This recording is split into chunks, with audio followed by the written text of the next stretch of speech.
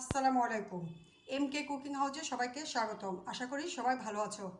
আজ আমি তোমাদের বাসায় কিভাবে টমেটো দিয়ে সস তৈরি করতে হয় তার একটা রেসিপি দেখাবো। তো এখানে আমি এই সাইজের 10টা টমেটো নিয়েছি। এই টমেটোগুলোকে আমি এইভাবে কেটে নিব, কেটে এটা সিদ্ধ করব।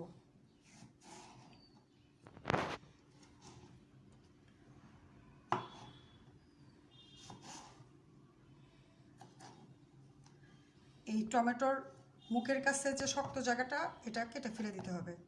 তারপরে এটার ভিতর আমি আরেকটা করে স্লাইস করব, একটু পাতলা হবে যেন তাড়াতাড়ি সিদ্ধ হয়। এটাকে সিদ্ধ করতে হবে, এইভাবে কেটে আমি সিদ্ধ করব। বন্ধুরা, এই যে আমি টমেটোগুলো স্লাইস করে নিয়েছি। এখন এটার মধ্যে আমি সামান্য লবণ দিয়ে নিব আর 1 কাপ পানি দিয়ে নিব। এখন এটা আমি চুলায় দিয়ে জাল করব। এখন আমি এটা ঢাকনা দিয়ে ঢেকে দিব আর জালটা একটু মিডিয়াম করে দিব। দেখি কিছুক্ষণ সিদ্ধ করার পরে কি অবস্থা হয়। এটা ঢাকনা খুলে দেখছি, এই যে দেখো বন্ধুরা, এরকম আমার একদম সিদ্ধ হয়ে গেছে। এখন এটা আমি চুলার জাল বন্ধ করে দিচ্ছি। এখন এটা ঠান্ডা হওয়ার জন্য আমি রাখবো, তারপরে এটা ব্লেন্ডারে আমি ম্যাশ করব। হ্যাঁ বন্ধুরা, এই দেখো টমেটোটা ঠান্ডা হয়ে গেছে। এখন এটা আমি ব্লেন্ডারে ম্যাশ করে নিব।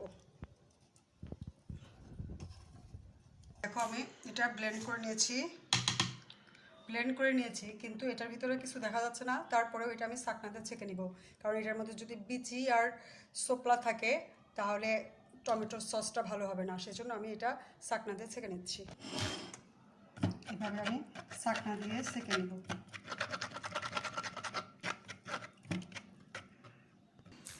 হ্যাঁ বন্ধুরা, এই দেখো টমেটোটা আমি ছেঁকে নিয়েছি।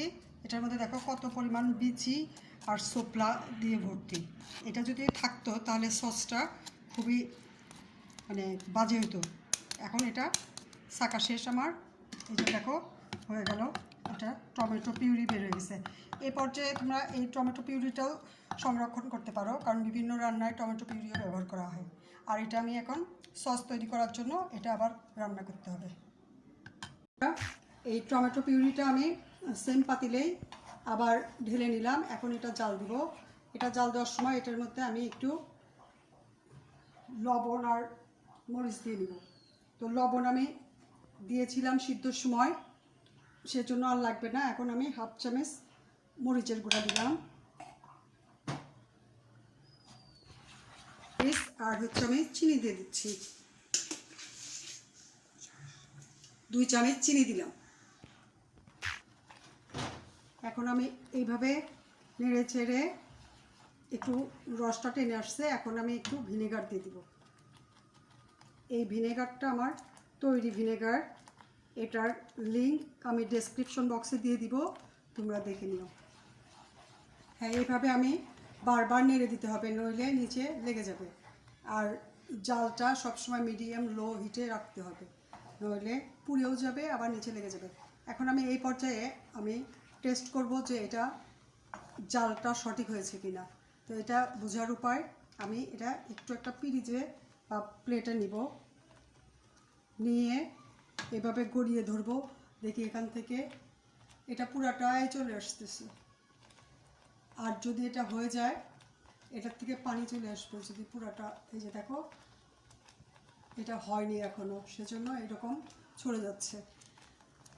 এটার ভিতরে 1 চামচ কর্নফ্লাওয়ার আর 2 চামচ পানি দিয়ে গুলিয়ে নিয়ে এটার ভিতর দিব।